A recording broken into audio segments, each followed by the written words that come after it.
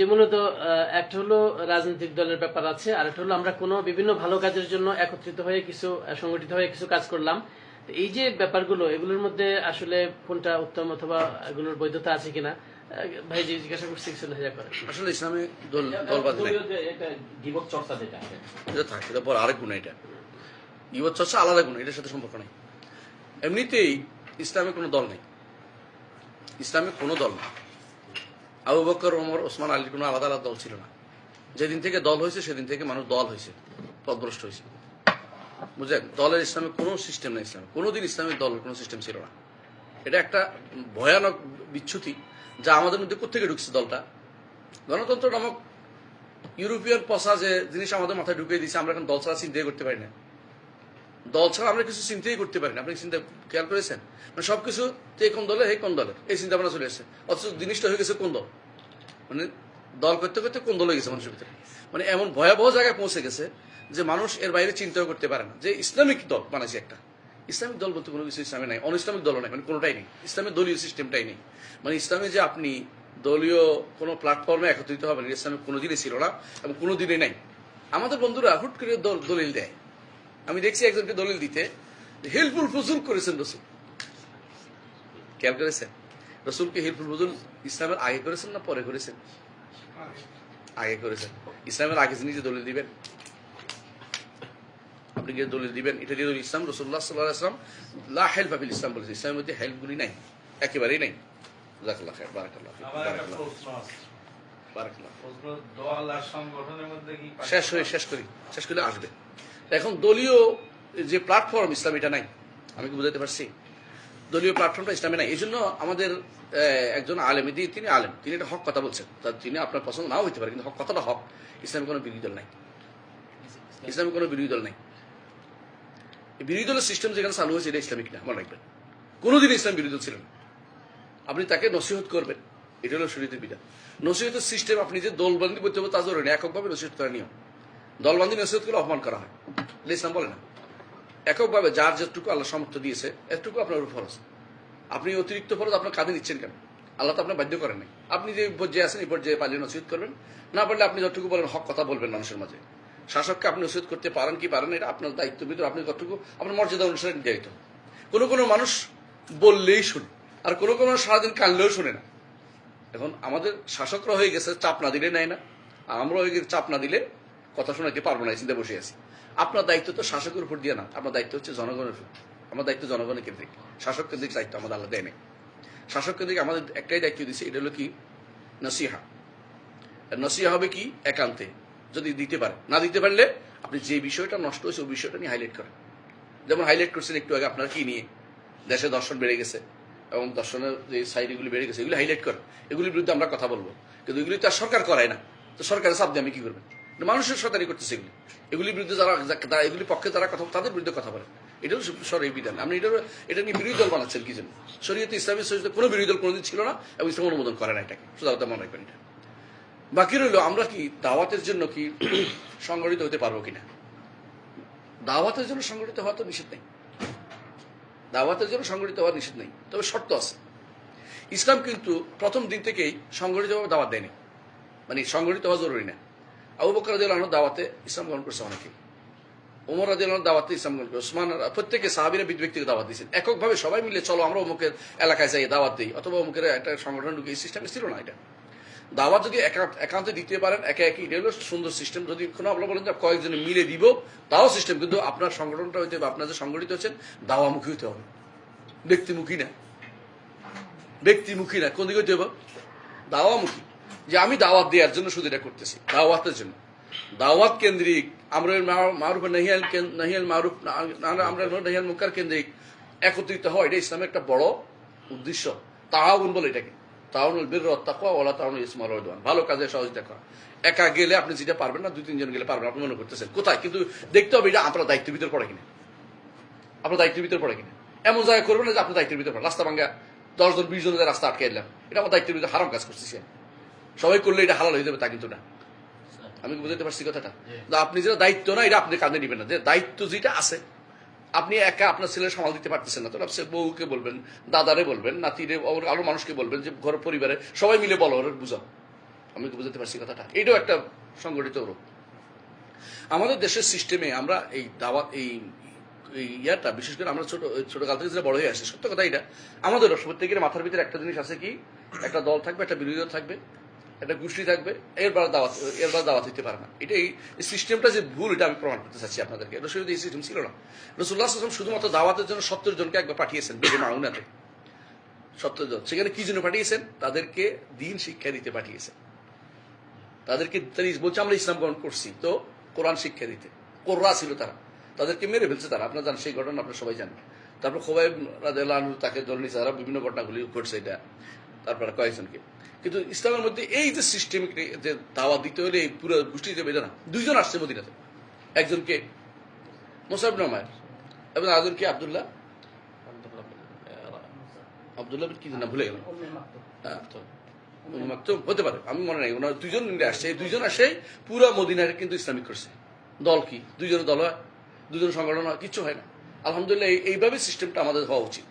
আমরা যদি কোনো আমরা মাসনা ও ফুরাদা দাঁড়াতে পারতাম, মানুষদের বলতে পারতাম, যেখানে আসি সেখানে সেখানে নামাজের জন্য বলতে পারতাম, সালাতের জন্য, তাওহীদের জন্য, আকীদার জন্য বলতে পারতাম, তাহলে খুব ভালো হতো। এখন সমস্যা হচ্ছে কি, আপনি এখন চিন্তা করবেন, সত্যি কথা এটা বলছি, যে কোনো সংগঠন আমি একটাও এরকম পাইনি আপনার নেতার কথা শুনে কিনা, তাহলে সে ভালো।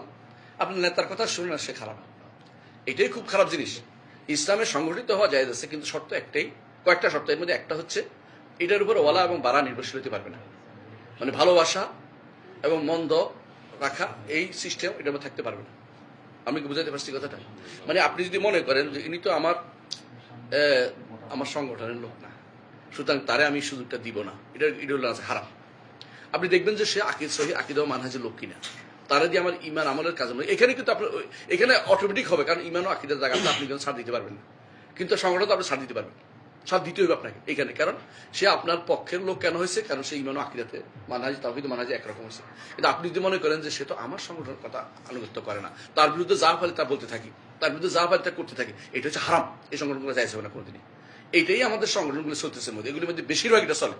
নাহলে কোন কারণে, ধরেন আমার একটা বই আছে, নামাই রাখো, বইটা নামাই রাখো, কোনো কারণ আমি তার বিরুদ্ধে কিছু করি না, আমার তাকে দেখা বলতে পারবে না কেউ। অথবা কেউ বলবে যে অমুক তো এখানে 8 পাস, এখনো পাস করে নাই, কেন এটা বলতে হবে কেন? যে উনি যেহেতু আমার এই মাসালার সমালোচনা করছে। মাসালার সমালোচনা তো হইতেই পারে, আকীদার সমালোচনা তো করি না আমরা পরস্পরের মধ্যে। আমাদের মধ্যে আকীদাগত বিভ্রান্তি, বিশাল বিভ্রান্তি আছে, শুদ্ধ করতে গেলে রেগে যায়। উনি কোন দিন থেকে আবার আকীদা হইলো, লোক হইলো। উনি তো কোনো, আমরা এত বছর ধরে, আমরা শত শত বছর ধরে আমাদের পূর্বপুরুষরা সব আকীদার লোক, সুতরাং উনি ভুল ধরতে গেছে কেন? এগুলি হচ্ছে কি দলীয় কাজ, এগুলো তাআসসুব, এটা হারাম, জায়েজ নেই। এটার কারণে হতে পারে আপনাকে হকের জন্য তাআসসুব করবেন, ব্যক্তির জন্য নয়, সংগঠনের জন্য নয়। বুঝতে পারছি? সংগঠিত হতে হবে। এটা বকর আবু যায়েদ রাহিমাহুল্লাহ একটা বই লিখছে, হুকমুল ইনতিমা ইলাল জামাআত ওয়াল আহজাব আল মুআসারা, সুন্দর বই। এবং এটা আমাদের আব্দুল আলিম বিন কাউসার বাংলা অনুবাদ করছে, আপনারা পাইছেন বোধহয়। দল ও সংগঠনের প্রতি সম্পৃক্ততার একটা ছোট বই আছে, ভালো বইটা, এটা পড়বেন আপনারা। এটা নিজের থেকে কিছু লেখা না, সবগুলি মাশায়েখদের কথা লিখছে। আপনি সংগঠিত হইতে পারবেন, শর্ত হচ্ছে ঘৃণা ছড়ানোর জন্য নয়, 1 নম্বর কাজ। 2 নম্বর কাজ হচ্ছে এর বাইরে যারা দাওয়াত করে তাদের প্রতি, তাদের সাথে সহযোগিতার মধ্যে থাকতে পারবে না, যে এরাও কাজ করে, এরাও কাজ করে, এরাও কাজ করে, আমি সবাই মেয়েদের সাথে একসাথে আমি কাজ করতেছি, সুবিধার জন্য আমি 10 জন মিলে কাজ করতেছি, যে এটার সাথে থাকলে ওরা কথা শুনবে, এটা ভালো। কিন্তু আপনি আরেকজনকে ঘৃণা করতে পারেন, যে আমার সাথে নাই, ঘৃণা করতে পারবেন না, এটা শরীয়তে নাই। এই সিস্টেমটাই খুব খারাপ। বুখারীর কোনো দল ছিল না, মুসলিমের কোনো দল ছিল না, কিন্তু সারা জীবন মানুষ বুখারী মুসলিমের কথা শুনবে। আবু হানিফার কোনো আলাদা দল ছিল না। যখনই এই মাযহাবগুলিও যখনই হয়ে গেছে কি আমার মাযহাবে না থাকলে খারাপ, তখন এটা হারাম হয়ে গেছে এই জাতীয়। বরং মাযহাবের হিসাব হবে কি হকের সাথে সম্পৃক্ততা। এই জন্য যখনই হারাম কখন হবে, যখন এটার উপরে ওয়ালা এবং বাড়া, ভালো থাকা, ভালো হওয়া, মন্দ হওয়া। হ্যাঁ, আজকে আমাকে একজন একটা গল্প বলতেছিল, ওই যে আরব দেশে ওই ইয়ারে পানি যেটা পড়ে হানাফিয়া কয়, হানাফিয়া আছে না, এটা হানাফিয়া কয় না, তো হানাফিয়া কয়। তো একজনে যাচ্ছিল বাথরুম, বলছে হানাফিয়া খারবান, তো ও মনে করছে যে হানাফির বদনামি করছে, তো বলছে সাফি খারবান, মানে শুরু হয়ে গেছে এখন হানাফি সাফি ঝগড়া শুরু হয়ে গেছে, বুঝছেন কথাটা? অথচ সে বলতেছে পানি এটা খারবান, মানে তুমি এটা ছাড়িও না, এটা নষ্ট। আর হে মনে করছে আমার ইমামরে হানাফিদের খারাপ বলছে, এখন ঝগড়া লেগে গেছে আরেকটা। তো অবস্থা হয়েছে এরকম যে এখন এটা তাআসসুব, এটা হারাম কাজ। এগুলির কারণে সব সমস্যা তৈরি হয়। আপনি যদি বলেন যে আমার সংগঠনের বাইরে যেটি আছে এটি খারাপ, অথবা আমার সংগঠনের বাইরে যারা তারা খারাপ, আপনি ভুলটা ধরবেন, আপনার সংগঠনের ইমাম হোক না কেন, তার ভুলটা আছে। এবং এমন এমন ভুল আছে যেটা আমাদের মাঝে মধ্যে আমাদের মাদানীরাও চুপ করে বসে থাকে দেখি, প্রত্যেকেই দেখি। এই জায়গায় চুপ থাকবেন কেন? আপনি এটা বলেন, হয়তো আল্লাহ তাআলা ওনাকে সহি হেদায়েত দিবে। এটা বলা তো আপনার ফরজ, এটা তো হয়তো আপনি ছাড়তে পারেন না। এটা এমন জায়গাগুলো আপনি বলেন, আমাকে বলবেন, আমার বললেন আমাকে বলেন এটা আপনার ভুল করছেন, আমি সংশোধন দরকার। আল মুমিনু রাতুল মুমিন, ইমানদার একটা আইন আসল। আপনি সংগঠনের দোহাই দিয়া, হ্যাঁ আমি দল তো হারাম বলেছি, সংগঠন ওই সময় জায়েজ হবে যখন এটা পরস্পর হক কথা বলা বন্ধ করবে না, এবং এটার উপরে অলাওম ভরা নির্ভরশীল হবে না, কথা বুঝছেন? এবং এটার জন্য একান্ত কোনো ন্যায় নীতি বানাবে না। একান্ত নীতি বুঝেন? সুবহানাল্লাহ, আমি দেখেছি আমার দেশে যে সমস্ত সংগঠন আছে, ইসলামিক সংগঠন বা ইসলামিক বলতেছি না, দল বলতেছি না, কিন্তু সংগঠনে বলতেছি, সংগঠনের মধ্যে এমন জায়গা আছে। এক নম্বর হচ্ছে আল্লাহকে রব মানতে হবে, বুঝে আসছে? 2 নম্বর হচ্ছে আল্লাহর নাম গুণে স্বীকৃতি দিতে হবে। 3 নম্বর হচ্ছে আমির আতাত করতে হবে। এটা কোন ইসলাম? আমির আতাত করতে হবে কোন আমির? এটা আমির আতাত করতে হবে কোন জায়গায়? এই আমির কে বানাইছে? আমির তো এই আমির বানানো কোথায় বৈধতা আছে? এই জায়গাটা, এটা হচ্ছে ভালো কাজের মধ্যে একে অপরকে দায়িত্ব দেওয়া যায়। আমরা কয়েকজনে মিলে একটা ভালো কাজ করি, আপনি আমাদের দায়িত্ব পালন করেন, যেটা আমরা সফরের মধ্যে যেটা করে, কারণ যাতে করে ভিন্নমুখী হয়ে না যায়। এইটার উপর কেস করে আপনি শহরে থাকতে পারেন, কিন্তু এটা এতাত করা তো বাধ্যতামূলক না। ভালো কাজে এতাত করতে হবে, খারাপ হলে সমালোচনা করতে হবে। এটাকে আপনি 3 নীতির 1 নীতি বানাই ফেলছেন। এটা কোন ইসলাম? আমি কি ভুল বলিনি? আপনার ভালো করে দেখেন, আপনাদের বইগুলি পড়ে দেখেন, এগুলি আছে। আর কোন দল যেগুলি আছে ইসলাম, এগুলি তো ইসলামের নাম কাছেও না। এগুলি ইসলামের কোনো নীতির ভিতরে পড়ে না, কোনো ইয়ার ভিতরে পড়ে না। ভালো করে পড়ে দেখেন আপনারা, ইসলামের কোনো ইয়ার ভিতরে পড়ে না। আমি শুধু সংগঠনের কথা বললাম, ক্ষতিকর দিকটা বললাম। ভালো দিক আছে, আমি জানি অনেকগুলো ভালো দিক আছে। শোনেন, মনে রাখবেন, যে কোনো জিনিসের একটা ভালো দিক আছে। যারা খুঁজে বের করে, কিন্তু গণতন্ত্রের ভালো দিক বের করে খুঁজে তাই সারাদিন গণতন্ত্র খুঁজে দিক বার করেন। যদি আমরা খুব গণতন্ত্র বিশ্বাস করি, আউযুবিল্লাহ, হ্যাঁ গণতন্ত্র ভালো দিক। অনেকে আবার দেখবেন যে সমাজতন্ত্রের ভালো দিক খুঁজে বের করবে। আমাদের ভালো দিক বুঝতে দরকার নেই, আমাদের দরকার হচ্ছে হালাল হারাম নাস্তা চলে আসতে হবে। ভালো দিক খোঁজা যায় না কোনো জিনিসের। আপনি দেখবেন যে শরীয়ত এলাও করে, এটা ভালো। শরীয়ত এলাও করে না, এরপরে খুঁজবেন না ভালো দিক আছে কিনা, এটা খুঁজবেন না। আল্লাহ আমাদের বোঝার তৌফিক দান করুন। না, দোষ দেওয়া যাবে না, ওইটা আমি এটা আপনার সাথে একমত, দোষ দেওয়া যাবে না। কিন্তু এটা যদি সংগঠন লোকদের খাসত সবার হয়ে যায়, হ্যাঁ, একই বাড়িতে 2 ভাই 3 ভাই 5 ভাই আছে, একজনের সাথে আরেকজনের দ্বন্দ্ব আছে বা পার্থক্য আছে, দেখা যাচ্ছে যে ক্যাচাল, মানে একই সংগঠনের ভিতরে ক্যাচাল। তো তাহলে সংগঠন একবার করে ক্যাচাল হচ্ছে কেন? নিশ্চয়ই এটা পার্সোনাল আছে। 2 নম্বর হলো এটা ক্যাসাল হয়েছে কেন আমি বলি। ক্যাসাল হয়েছে, আমরা ক্যাসাল কেন্দ্রিক চলে আসছি। যদি দাওয়া কেন্দ্রিক হইতো তো ক্যাসালটা হইতো না। কে কত ইফোর্ট দিচ্ছে দাওয়াতে, এটাতে আসতো। মানে কথা বুঝতে পারছি, আমার দ্বারা কয়টা মানুষ শিরিক থেকে বেরিয়ে আসছে, ওই কেন্দ্রিক যদি হইতো তো ক্যাসাল তো মানুষ থাকবে। সাহাবাকের মধ্যে ক্যাসাল ছিল না, বলতে পারবেন না ঝগড়া ছিল না, এটা কিন্তু না, ছিলই। আপনি কি সাহাবিরা কি করছে? এক সাহাবি ওই পানি বন্ধ করে দিচ্ছে, জানেন, তারপর বলছে রসুল পানি পুরো হলে তারপর তুমি ছাড়ো, এটা ক্যাসাল না। কিন্তু এই কেন্দ্রিক তো আমাদের সংগঠনের জিনিস হওয়া উচিত না। আমরা আগেও বলছি, সংগঠিত হতে হলে একটা শর্ত হতে হবে, দাওয়া কেন্দ্রিক হতে হবে। সংগঠনের কোনোদিন ব্যক্তি কেন্দ্রিক বা 10 কেন্দ্রিক, দেশ কেন্দ্রিক বা গোষ্ঠী কেন্দ্রিক হতে পারে না। এই সংগঠন হতে হবে দাওয়া কেন্দ্রিক। দাওয়া কেন্দ্রিক সংগঠন ছাড়া কোনো সংগঠন ইসলামে নাই। সংগঠন যেটা, সংগঠনের যে সুবিধাটা, যেটা যারা সংগঠনের বাইরে তাদের অসুবিধা অনেক বেশি। কিরকম বেশি? 12 জন লোক, তার 13টা মতবাদ, কারোর সাথে কারো মিল নেই। সংগঠনের লোকগুলি অন্তত পক্ষে একটা পয়েন্টের উপর ঐক্যবদ্ধ হতে পারতেছে। আপনি উত্তর দিই, কিন্তু বুঝছি আমি। আমার ভাইয়ের কথাটা একটা ভালো দিক আছে যে একসাথ হওয়া যায়, কিন্তু আপনি জানেন একসাথ হইলেই সব শুদ্ধ হয় না। অনেক সময় মতভেদ ভিন্ন থাকতেই পারে। সাহাবায়ে কেরাম সুবহানাল্লাহ, মোর যেমন ফিকহ সালাফ একটা বই আছে 5 খণ্ডে, আমাদের ফকিরা জানেন সব এখানে। এটার মধ্যে দেখবেন যে আবু বকর একমত, উমর একমত, ওসমান একমত, আলী একমত, 6 মত আছে।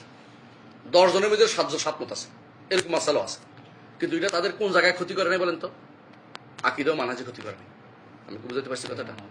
আকীদা ও মানহাজ ক্ষতি করে নাই। আমার মধ্যে, আমি একটু আবার বুঝাই দিই, আমার মধ্যে আকরামুজ্জামানের মধ্যে বিশাল পার্থক্য আছে অনেক কিছুতেই, কিন্তু আমরা এক জায়গায় একটা মিল আছে। দেখি আকীদা ও মানহাজের মধ্যে আমাদের মধ্যে কোনো সমস্যা নেই, একে অপরের মধ্যে কথা বলি না। কিন্তু আমাদের সংগঠন হলে কি হয় জানেন?